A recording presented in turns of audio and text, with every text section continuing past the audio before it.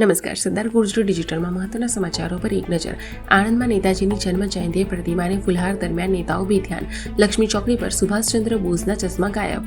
વડોદરાના ward number 2માં 6 મહિનાથી ગંદુ કાળું પાણી આવતા લોકોનું હોબાળો. હળવદ GIDCમાં શંકાસ્પદ ગૌમાંસ મળતા ખળભળાટ. 8 શખ્સો સામે પોલીસ ફરિયાદ. સૌરાષ્ટ્રમાં સિંગતેલમાં એક જ દિવસમાં ₹40નો વધારો. મહિનામાં ₹200 ભાવ ઉછળ્યો. અમરેલીના ચિતલ અને ખીજડીયા વચ્ચે રેલવે ટ્રેક પર ટ્રેન ઉથલાવવા પ્રયાસ. અજાણ્યા ઈસમો દ્વારા ટ્રેક પર પથ્થરો નાખવામાં આવ્યા.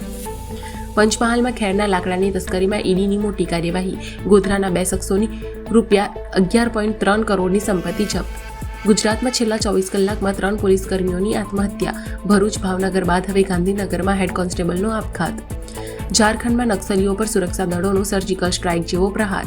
સારંડાના જંગલોમાં 36 કલાકની અથડામણમાં 21 નક્સલીઓ ઠાર. જમ્મુ કાશ્મીરથી હિમાચલ સુધી ભારે હિમવર્ષા. ફ્લાઇટો રદ થતા હજારો મુસાફરો અટવાયા. બાબર આઝમ અને શાહીન આફ્રિદી સહિત 4 પાકિસ્તાની ક્રિકેટરો પોન્ઝી સ્કીમમાં ફસાયા. 100 કરોડની છેતરપિંડીનો શિકાર.